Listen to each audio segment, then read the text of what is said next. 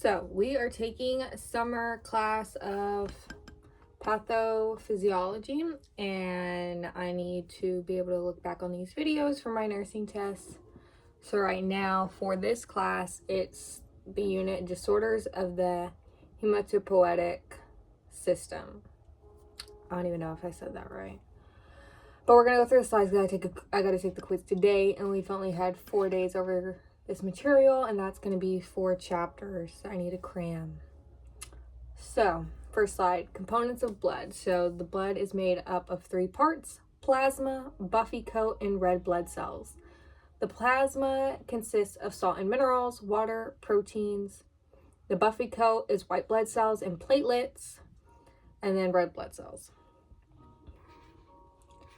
Mind you, these are all the slides of the important stuff that we're supposed to understand from this unit and what we really need to know. So this is a summarized presentation of it versus like the entire textbook, which we should know the textbook, but because we don't and it's too like quick and there's no way for us to actually fully understand, here's like the concise version.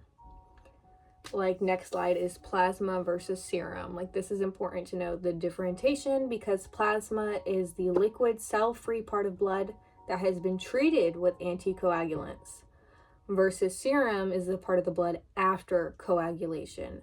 So therefore devoid of clotting factors as fibrinogen. I don't know if I said that right either. But just know that they're different. So one is treated with anticoagulants. Serum is after coagulation. So serum equals plasma minus fibrinogen. Formed elements of blood. So the elements consist of red blood cells, platelets, megakaryocytes, granulocytes, so neutrophils, eosinophils, basophils, monocytes, and macrophage lineage. Both are derived from the myeloid system cell in the bone marrow and circulate in the blood. And lymphocytes. T lymphocytes, T cells, and B lymphocytes, B cells, originate in bone marrow and migrate between blood and the lymph.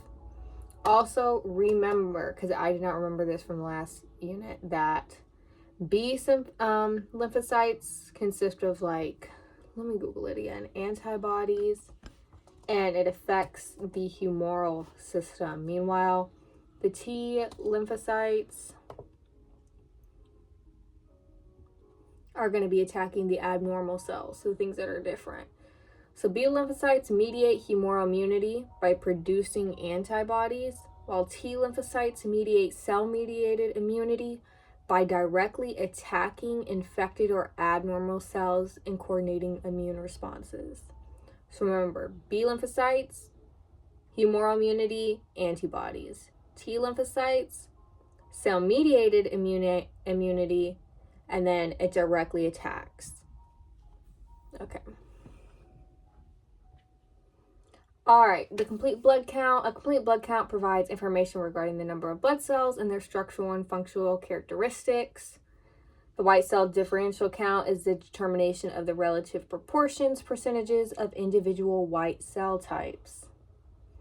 So one thing that I noticed from this test I didn't understand was the hematocrit, which I've come to find out is the percentage of red blood cells inside the blood versus the red blood cell count. And then the hemoglobin is how much iron is on the red blood cells. But I'll give the exact definition since I'm going to be looking back on this. Hemoglobin role. Hemoglobin is a protein in red blood cells that carries oxygen from the lungs to tissues and returns carbon dioxide to the lungs. It is composed of 4 globulin chains. Okay. Well, then what did I see that was involving iron?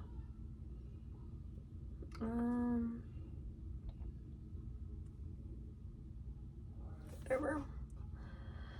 All right, hematopoietic tissue. So you're going to start off with the multipotential hematopoietic stem cell, the hemoblast or hemocytoblast. That's going to either differentiate between common myeloid progenitor and common lymphoid progenitor. The common myeloid progenitor is where you're going to get your megakaryocytes, the erythrocytes, mast cells, and myeloblasts.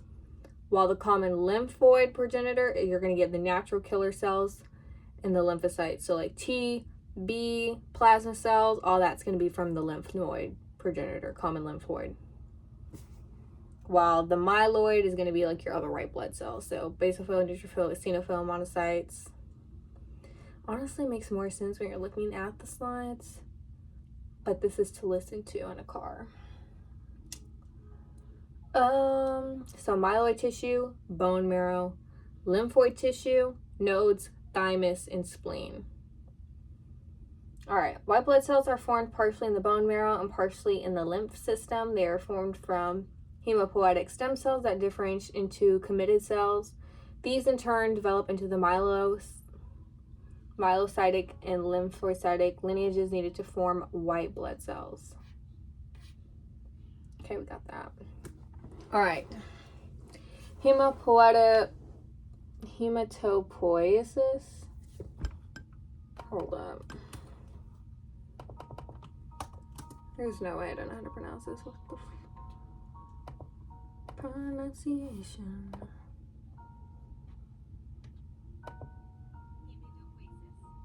Hematopoiesis. Lovely. All right, red blood cells and platelets are formed in the marrow and released into circulation. Blood cells originate from pluripotent stem cells in the bone marrow. The proliferation, differentiation. I'm gonna have to go to speech therapy for this. Like, what the fuck? The proliferation, differentiation, and functional abilities of the various blood cells are controlled by cytokines. Cytokines are hormone-like growth factors. So, if you don't know what proliferation is, because I had to double check, it's just basically like how much is produced. So, a lot is typically reduced when something is going through proliferation, but that's just mainly like what is produced. Differentiation is, of course, the differences, and then the function is like, you know, eosinophils versus neutrophils, like what they're doing. So, functions, whatever. And then cytokines, hormone-like growth factors. So now we're moving on to the different types of white blood cells. So we're going to start with neutrophils. This constitutes to 50% to 60% of white blood cells, primarily responsible for maintaining normal host defenses against invading substances. First cells to arrive on site of infection, have their origins in the myoblast found in the bone marrow, and move to the tissue for approximately 1 to 3 days. Die in the tissue discharging phagocytic function or die of senescence. Which I had Googled what that meant. I don't even know how to. Let's see if I'm even saying that right. Yeah, let's start there.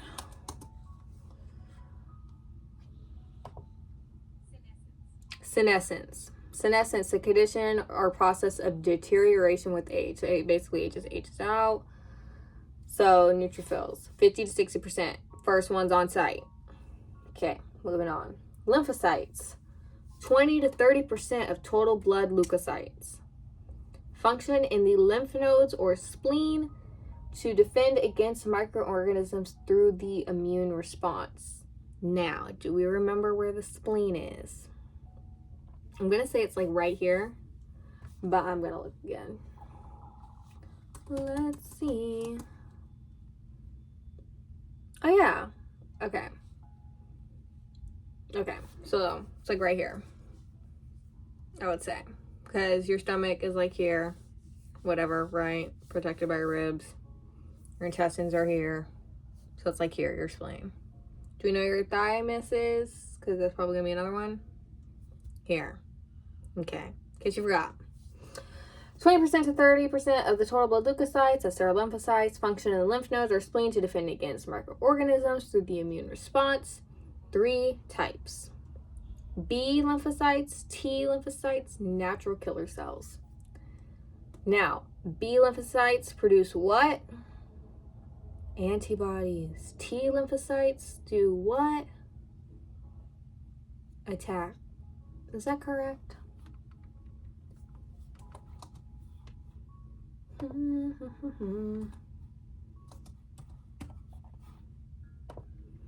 T lymphocytes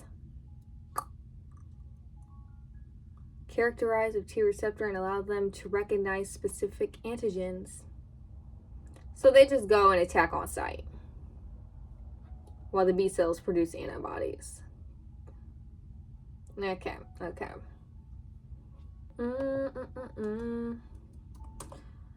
feel like there's something I gotta write down before I forget again.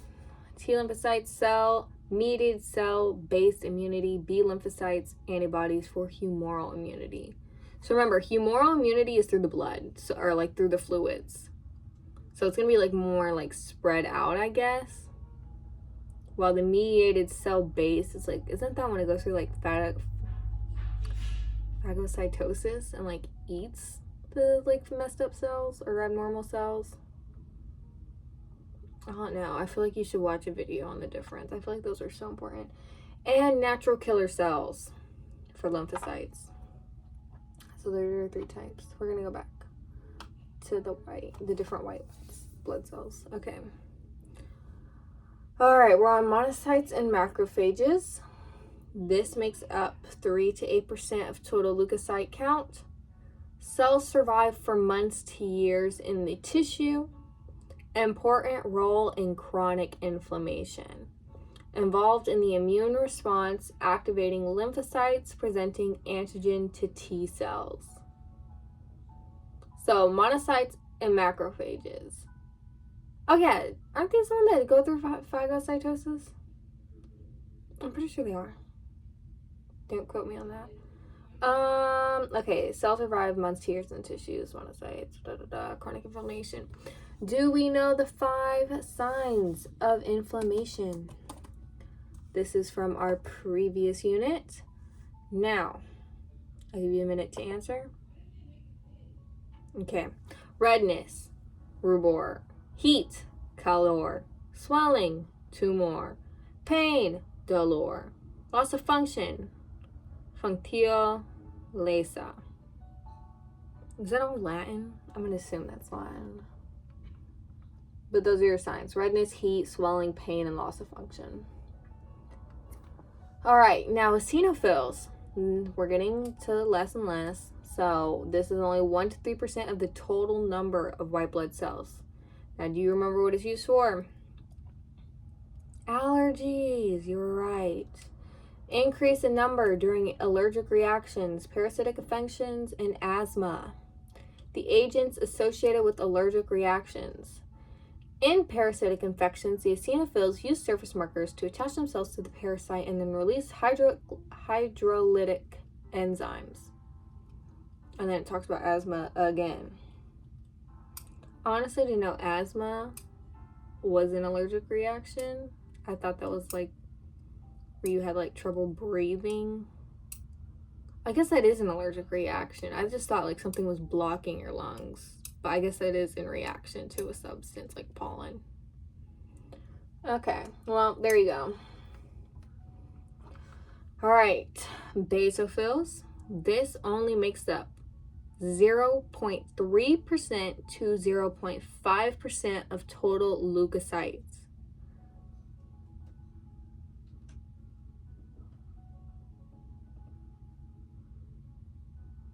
My wardrobe just opened up on its own. Okay. Pop. Ugh. Anyway. It consists of heparin as an anticoagulant, histamine, a vasodilator, and other mediators of inflammation. So this one's going to be affecting inflammation too. Similar to mast cells, involved in allergic and hypersensitivity reactions. So remember, heparin, anticoagulant, histamine, vasodilator, and other mediators of inflammation. All right, now we are on thrombocytes. These are circulating cell fragments of the large megakaryocytes, function to form the platelet plug to help control bleeding. These have very short-lived lifespan, 8 to 9 days in circulation. thrombocytes. All right, now we're on to red blood cells. So the function of red blood: transportation of oxygen to the tissues. Remember, if you don't have oxygen in your tissues, you lose the tissue. So that is why it is so important to control inflammation and other factors like that, because you will lose a limb if you cannot get proper oxygen to them. That's why loss of function is such a big one. All right, hemoglobin binds some carbon dioxide and carries it from the tissues to the lungs. The hemoglobin molecule is composed of two pairs of structurally different polypeptide chains. Each of the 4 polypeptide chains consists of a globin protein portion and a heme unit, which surrounds an atom of iron that binds oxygen. Okay. Red blood cell development. Erythroblasts are continuously being formed from the pluripotent stem cells in the bone marrow. They move through a series of divisions to develop into mature red blood cells. Normoblast to reticulocyte. The red blood cell accumulates hemoglobin as the nucleus condenses and is lost. The red cell loses mitochondria and ribosomes. Mature red blood cells have a lifespan of approximately 4 months or 21 days. So much longer than the thrombocytes, right? Do we forget about that already? 8 to 9 days, y'all. Circulation. Erythroblasts are continuously being formed. All right, now what is the pluripotent stem cells? Let's look that up. See, my issue is like, am I pronouncing this right? Like, all this shit's so random. All right, they are unique cells capable of differentiating into nearly any cell type in the body, making them invaluable for research in regenerative medicine.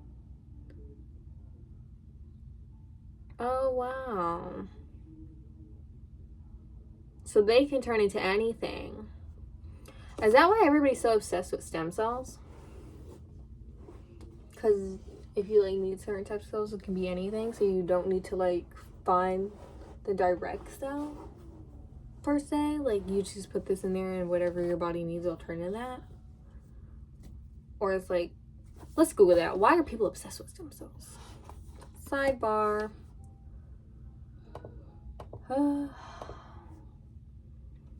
Why are people... Because I feel like it's always important to see what questions slides like this propose, because like you have to use your critical thinking still. So it's like, if you're gonna apply this here, it's easier to remember it because you're like, oh well, this is why. All right, people are captivated by stem cells because they represent one of the most promising frontiers in regenerative medicine. The potential to repair, replace, or regenerate damaged tissues and organs, offering hope for conditions that are currently untreatable. Because they can, because they literally can just regenerate anything. Like whatever you need. Okay. Wow, look at us. Big brain. All right, they move through a series of divisions to develop into mature red blood cells. Normoblast to reticulocyte. The red blood cell accumulates hemoglobin as the nucleus condenses and is lost.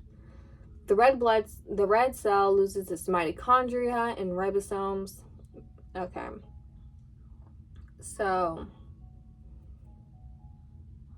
are red blood cells considered eukaryocytes if they don't have a nucleus?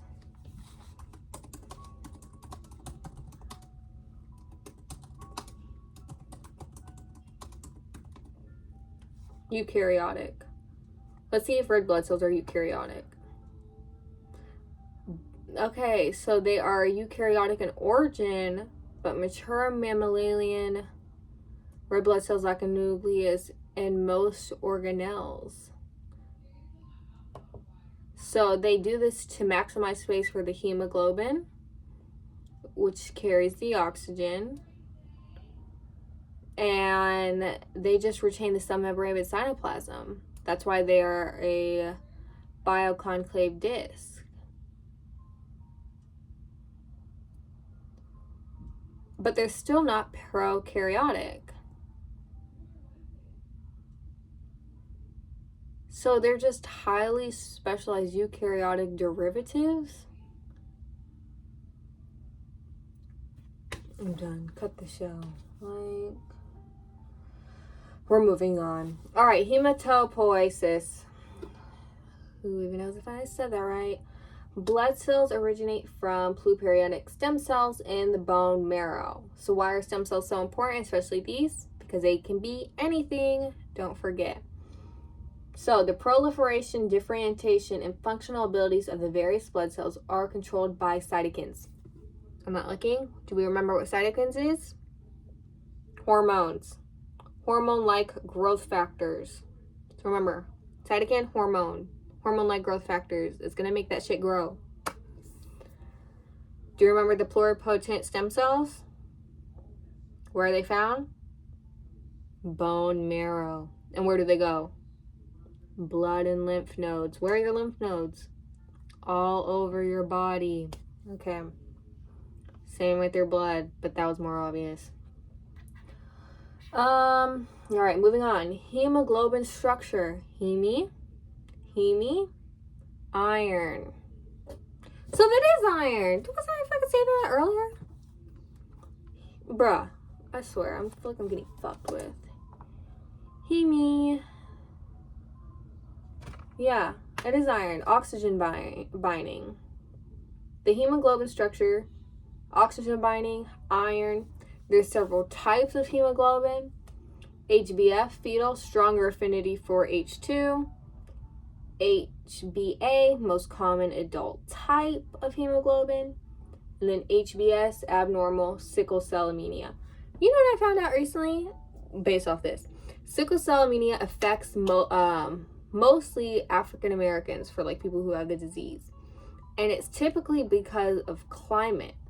Like, it's because of a cold climate that a lot of people get sickle cell disease, and they have problems with oxygen with the blood cells, and so the normal like bonaclave disc is not able to make that because it doesn't have enough oxygen, so it becomes like the sickle cell shape.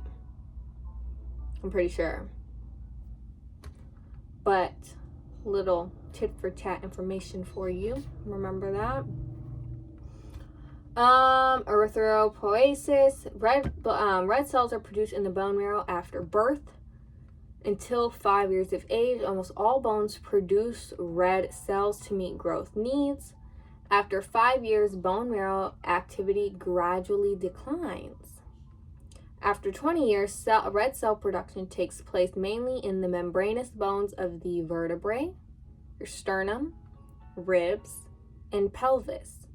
With this reduction in activity, the red bone marrow is replaced with fatty yellow bone marrow. Let's look up the exact definition for erythropoiesis, because I feel like that'll help. You know what I mean? Like, it's one thing to like talk about it, but it's like sometimes I feel like you just need this shit thrown in your face. Like, I'm sorry, spell it out for me. The sky's orange, please say it's orange. All right, erythropoiesis is the process of red blood cells production in the body. Okay, so it's just that process. All right, erythropoietin hormone produced by. This is not a good photo that is on the slide. You're not missing much. Like, it has a kidney, then it has the proliferation, maturation, and the release into the blood. Because remember, the kidneys is like what senses the low tissue oxygen tension. That's what it says here. But we know the kidneys, if you're not getting enough oxygen, it's going to start releasing the erythropoietin hormone. And that's going to cause your blood cells to go up, so that way they can bring more oxygen around the body. So that's how that process goes. All right, laboratory tests for red blood cells. The red blood cell count, RBC, measures the total number of red blood cells in 1 millimeter mm3 of blood. Is that millimeter cubed? Hold up, mm3. Like, what is that volume measurement?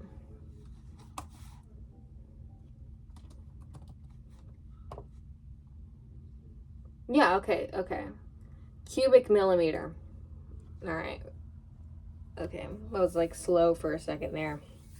Measures the total number of red blood cells in 1 cubic millimeter of blood. The hemoglobin, grams per 100 milliliters of blood, measures the hemoglobin content of the blood. So what is the hemoglobin? It's related to iron. That's all I got. Let's look that up again. Isn't that the oxygen carrying capacity of the red blood cells? It is a protein in red blood cells that carries oxygen from lungs to tissues and returns carbon dioxide to the lungs. Okay, so we're right. Okay. We're learning. Hematocrit measures the volume of red cell mass in 100 millimeters of plasma volume. So remember, the plasma... Hold up. When you do the anticoagulation, you have the plasma, remember? You have the little line, and then you have the red blood cells. So this is, I guess, more red cells in the plasma. But I thought they were the... Yeah. Disregard. Percentage of reticulocytes, normally approximately 1%, provides an index of the rate of red cell production. Okay. We're not even halfway through, y'all. All right, red blood cell destruction. The red blood cell has a lifespan of approximately 120 days. It is broken down in the spleen. Where's your spleen? Here. That's where you should have pointed. Somewhere here. The degradation products, iron and amino acids, are recycled. The heme molecule is converted to bilirubin and transported to the liver. It is removed and rendered water-soluble for elimination in the bile. Okay. Do you remember where your liver is? It should be here. I'm almost positive it's here. But let's look it up. You know, it's like this is like when you're like learning everything. Yeah. Okay, I was right.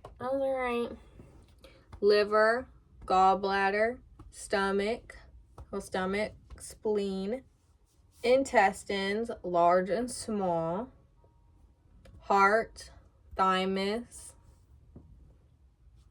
adrenal glands, somewhere here. Isn't like the right side higher or some shit. Same with your kidneys, which are under the adrenal glands. I feel like it's important to know where everything's at. Because you remember, you just finished anatomy to be doing this.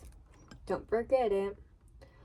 Alright, the heme molecule, is removed and rendered water soluble for elimination in the bile. Alright, we're on bilirubin. Excess elimination of bilirubin in the bile because of increased red cell destruction can lead to the development of bilirubin gallstones. The plasma-insoluble form of bilirubin is referred to as uncoagulated bilirubin, and the water-soluble form as conjugated bilirubin. The heme unit is converted to bilirubin. Bilirubin is insoluble in plasma and attaches to plasma proteins for transport. Unconjugated, removed from the blood by the liver, and conjugated with glycronide to render it water soluble. So it becomes conjugated. It's now water soluble, aka direct bilirubin. This can lead to jaundice.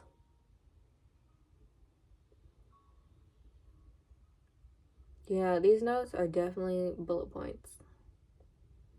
Okay, so if you have too much bilirubin released in the body, this can lead to jaundice because you now have all of this bilirubin that is removed from the blood by the liver and conjugated with glucuronide to render it water soluble.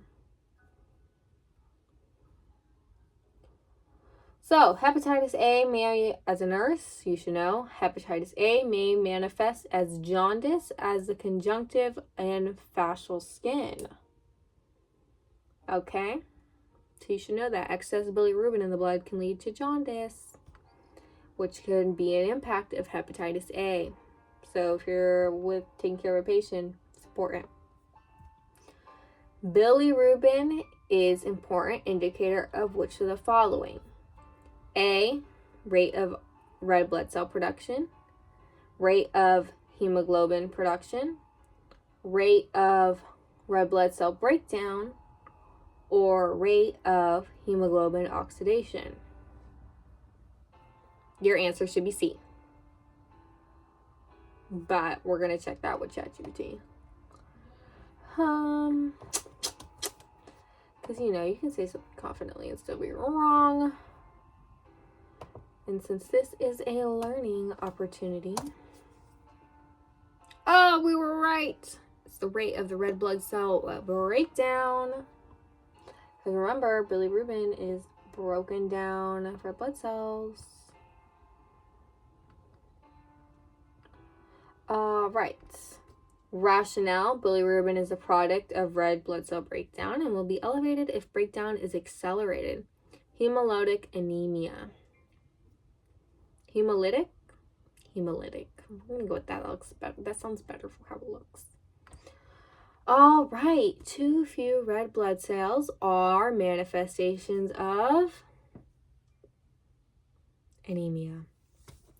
Definition: an abnormally low number of circulating red blood cells or level of hemoglobin, or both, results in diminished oxygen carrying capacity.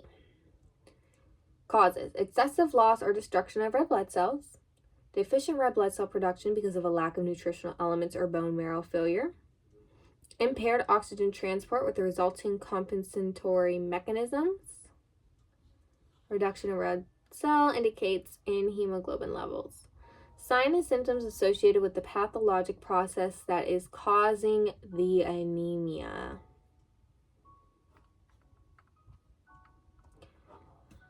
Common types of anemias: nutritional deficiency anemias, iron deficiency anemia, megablastic anemias, B12 deficiency anemia, folic acid, that's B9 deficiency anemia, hemolytic anemia, sickle cell anemia, thalassemia, G6PD deficiency anemia.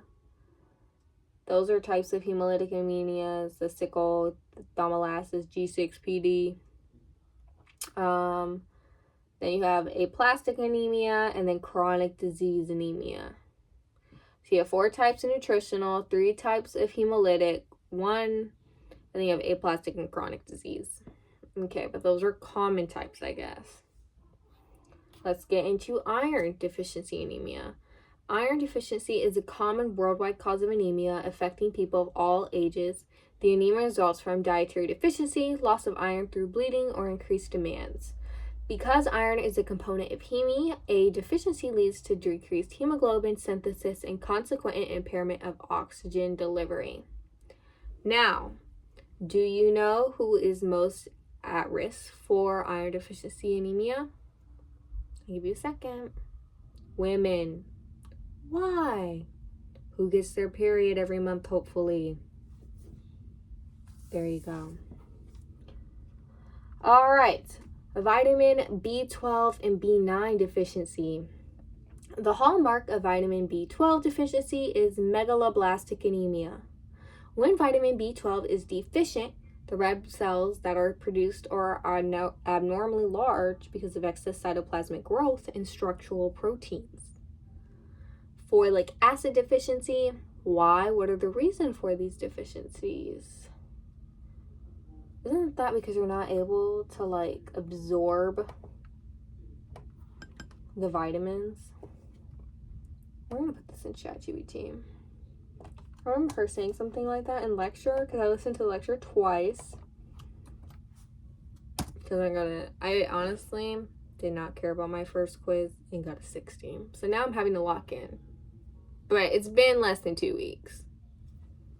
That's the problem when you do these fast-paced classes. So we're locking in, y'all. So why do vitamin B12 and B9 folate deficiencies cause megaloblastic anemia?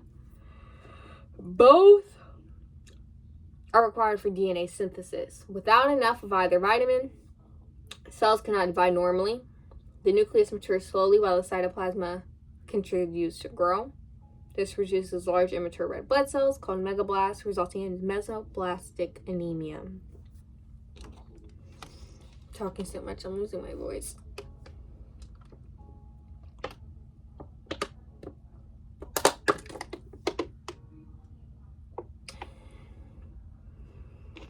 Okay, we answered the question. We're not doing any more of this. Moving on. All right.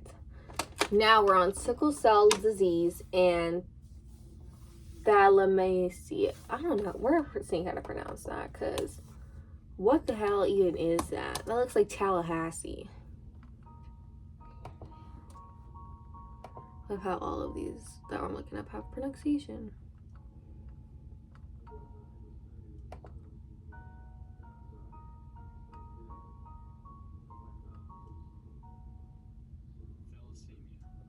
Thalassemia. Wow. Thalassemia. Sickle cell disease and thalassemia. Sickle cell disease is an inherited disorder in which an abnormal hemoglobin leads to chronic hemolytic anemia, pain, and organ failure.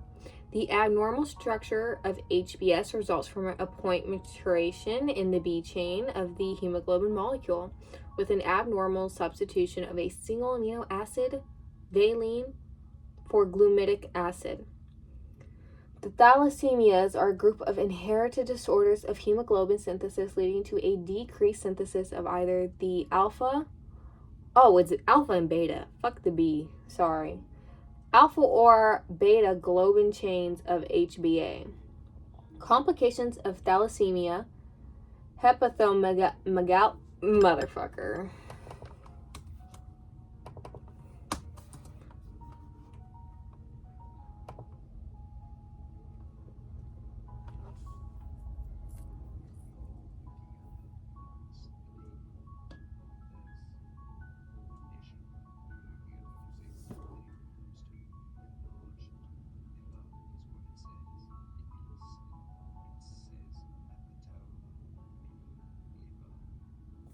Hepatomegalia. Megala? I can't listen to this guy. His voice is annoying as hell.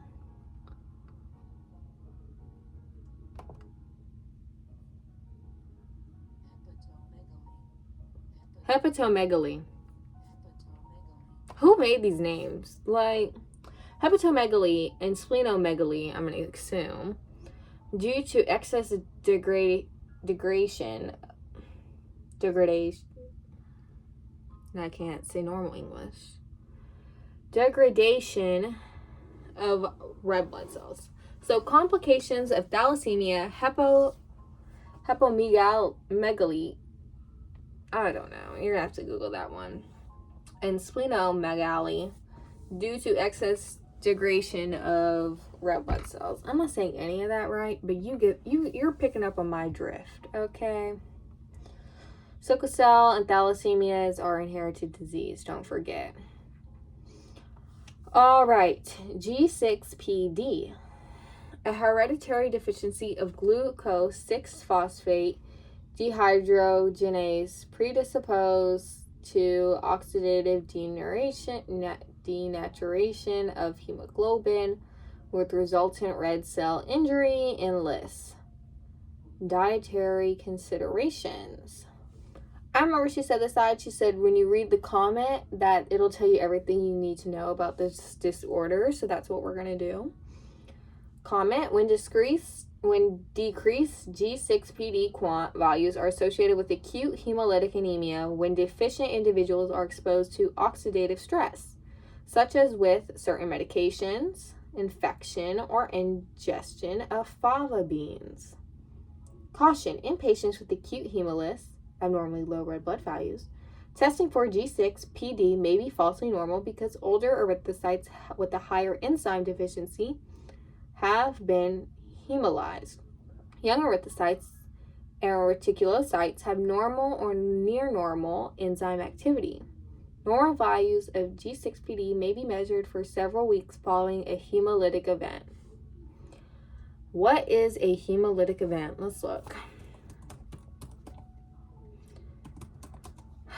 it's like you don't want to ask all these questions in class because, like, you know, they talk about it, but it's like it goes in one ear, out the other, and you're just like, huh. Hemolytic anemia is a blood disorder characterized by premature destruction of red blood cells, leading to a shortage of cells in the body.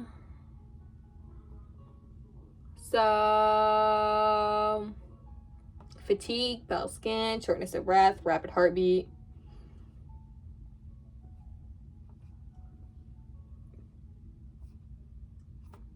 So, I guess someone with anemia that you see, or is pale and looks like they're about to pass out, I guess. Causes of aplastic anemia. Among the causes of aplastic anemia are exposure to high doses of radiation, chemicals, and toxins that suppress hematopoiesis directly or through immune mechanisms.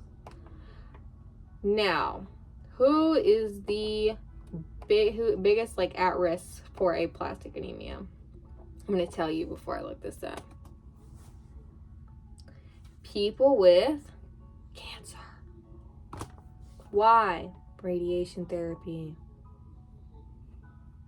All right. Let's look it up. Most at risk for aplastic anemia. Benzene, pesticides, industrial solvents, people exposed to toxic chemicals, cancer patients, what I say, and people taking certain medications, autoimmune diseases, viral infections, inherited disorders. So basically people with already weakened immune systems, okay? All of these. All right. Too many red blood cells. All right. That is polycythemia. It is a condition in which the red blood cell mass is increased. Types: relative polycythemia. Polycythemia results from a loss of vascular fluid and is corrected by replacing the fluid.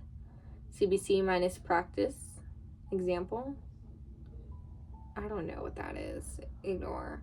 Primary polycythemia is a proliferative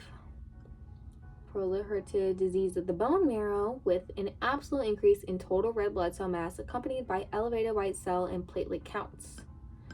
Secondary polycythemia results from increased erythropoietin levels caused by hypoxic conditions such as chronic heart and lung disease or testosterone replacement therapy.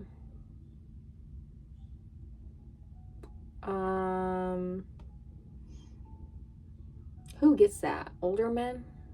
Is that like hormone therapy for old men? Testosterone replacement. Okay, so you got too much red blood cells. So that's too much oxygen in the blood, of course. Why? Because red blood cells carry oxygen and iron. Heme.